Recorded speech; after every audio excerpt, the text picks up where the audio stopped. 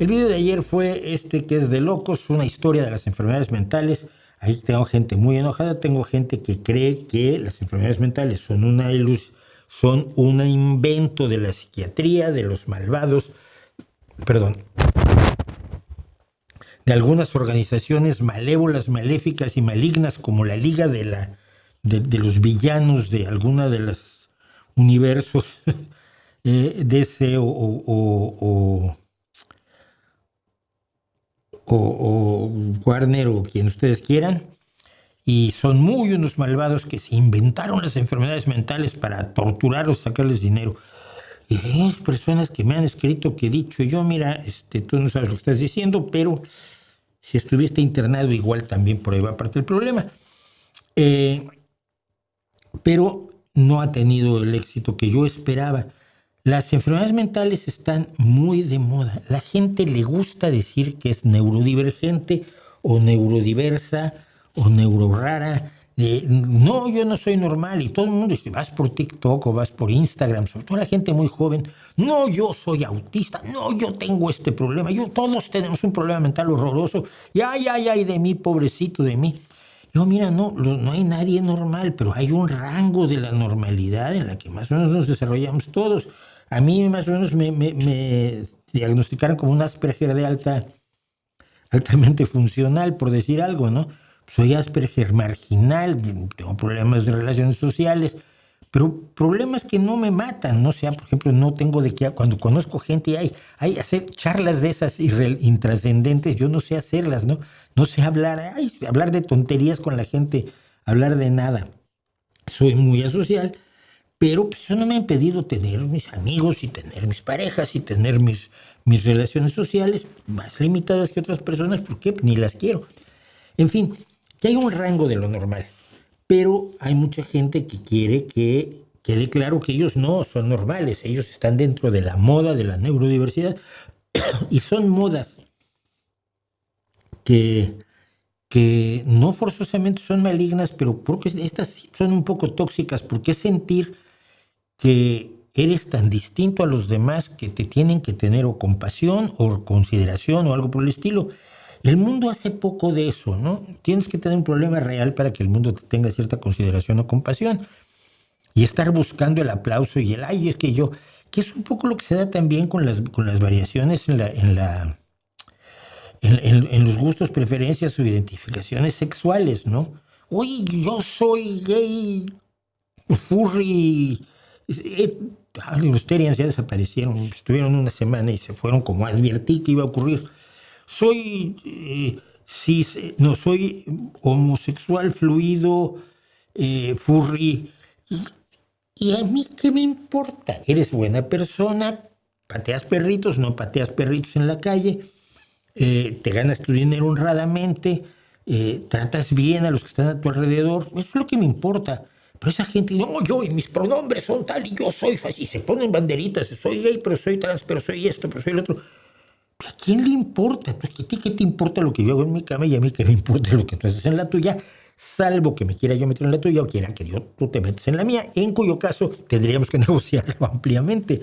Pero el tema de la neurodiversidad, yo creo que ha tenido una presencia excesiva, así como se ha ampliado el espectro del autismo hasta que toca cosas que son totalmente normales, pues se ha ido ampliando y al final todos son autistas y todos se sienten muy bien porque son autistas, ¿no? ¡Ay, qué bueno, yo soy autista! No, mira, los verdaderos autistas no están felices de la vida y bailándose una sardana, sino que están en general sufriendo en parte pequeña o parte enorme de los problemas que le causa su problema neurológico y punto. Pero eso de usarlo como una cuestión de identidad me parece mal. No quise hablar de nada de eso en este video. Lo que quise contar en este video es cómo se ha maltratado a las personas con enfermedades mentales.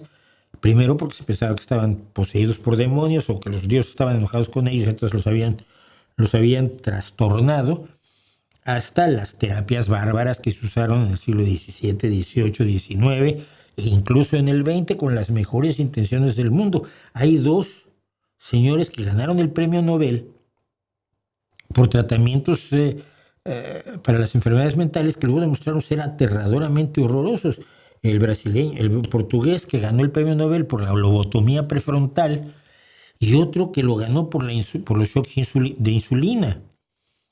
Y luego el propio Comité Nobel dice, creo que nos hemos apresurado un poco aquí. Y sí, se habían apresurado.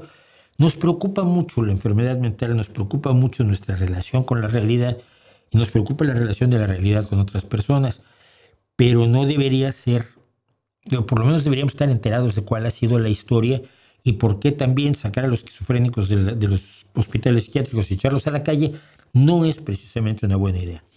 Yo no sé si ustedes alguna vez han hablado con alguien esquizofrénico.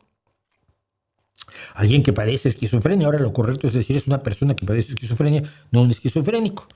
Es como decir, no es una persona que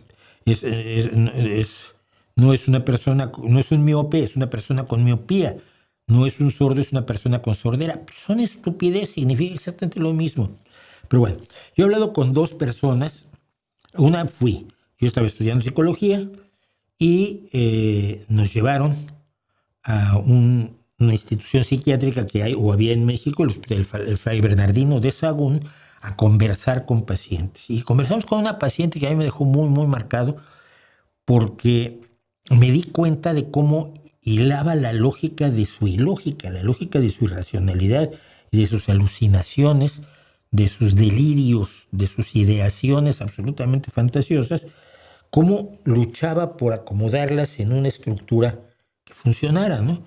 Y decía, o sea, la mujer era enormemente inteligente, esto no lo hace alguien que sea tonto. Pero bueno, ahí iba yo preparado. Muchos años después, siendo yo periodista en Excelsior, me llamó la mamá de una chica que me había gustado en la preparatoria, y había sido amigo de ella, pero bueno, ya no, de la novia de otro amigo mío. Habíamos sido amigos y se conocía mi nombre porque estaba yo precisamente en Excelsior y firmaba yo artículos todas las semanas, ¿no? Y en revista de revistas. Y entonces me localizó esta mujer, la madre de esta chica, me dijo, quiero hablar contigo. Se me hace rarísimo esta reaparición 15 o 20 años después. No, 15 años después. 15 años después que salimos del bachillerato. Yo tendría 16 cuando conocí a esta chica y esto debe haber tenido 30 cuando se me apareció la madre. Y bueno, quedamos a tomar un café enfrente de Excelsior, un café que había, la café y librería que había, que se llamaba El Reforma, y estuve con ella. Y me empezó a contar, ella era refugiada, por cierto, de la Guerra Civil Española, como los padres de muchos de mis amigos y como muchos de mis profesores. Y me empezó a contar una historia absolutamente alucinante. A los 3 minutos ya me había yo dado cuenta que la mujer tenía un problema esquizofrénico gravísimo.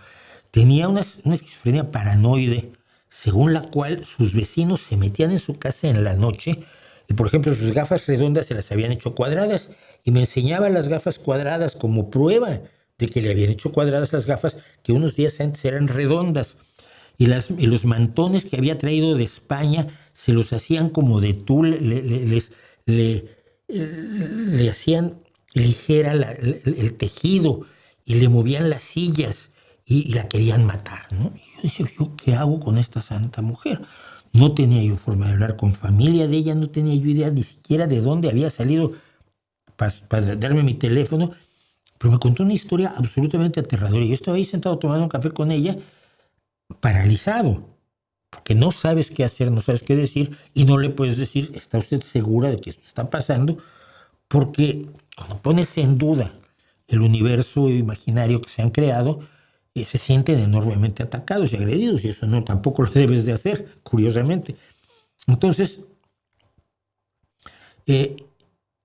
pero el sufrimiento que ella tenía porque no se podía dormir, porque cuando se dormía los vecinos venían a putearle la casa y hacerle cuadradas las gafas redondas, era un sufrimiento real. Eso era lo verdaderamente importante, ¿no?